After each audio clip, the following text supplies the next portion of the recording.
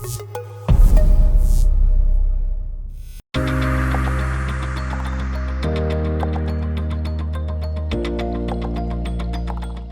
is one of the biggest challenges we have with battery electric trucks. A lot of people think that the range is only how far a vehicle can go on a charge.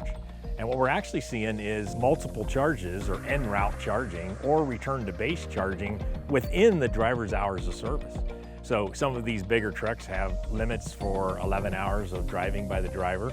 And that's time where they could come back to the site and actually get another charge. The opportunity charge is when the driver returns from his first run. On a Generation 1 truck, we like to get between 30 minutes to an hour of charge, get the battery up to about 75 or 80%, so they can make another port run. If I'm working local here and I'm gonna take a meal and the charger's available, I'm gonna plug in my charger to get some juice back into it to finish up my day.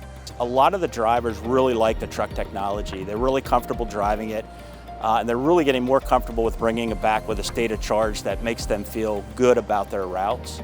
For us, what we see as crucial is megawatt charging, because then you can do a faster fuel time, and by having more depots, you can come in with maybe a heavier weight because now you have a lighter truck with a less capacity battery, and you can just charge it more frequently. We had learnings related to recuperative energy gains, which is by far one of my favorite features of an electric vehicle. And we had cases where drivers were able to recover 25%, for example, and that helps from a range perspective and preserving the battery energy perspective. Regenerative braking is really a critical component to getting the range targets that we want to see on these vehicles, and so we encourage drivers to use it as much as they can, and they have a couple of different ways in which they're able to control the intensity of regenerative braking and really fine-tune it to be perfect for the route that they're running. Basically, the same way that you operate a Jake brake in a diesel Cascadia, it's the same stock switch right next to the steering wheel. So you have 4 different positions: off, low, medium, and high. The drivers they're getting really good at learning how their regen works, so how to save their power and how to regenerate that power when they get back. So we see some tractors come back with 50-60% power still left. The first few routes that we sent out on EVs, we did less than 100 miles, 75, 80, right around there.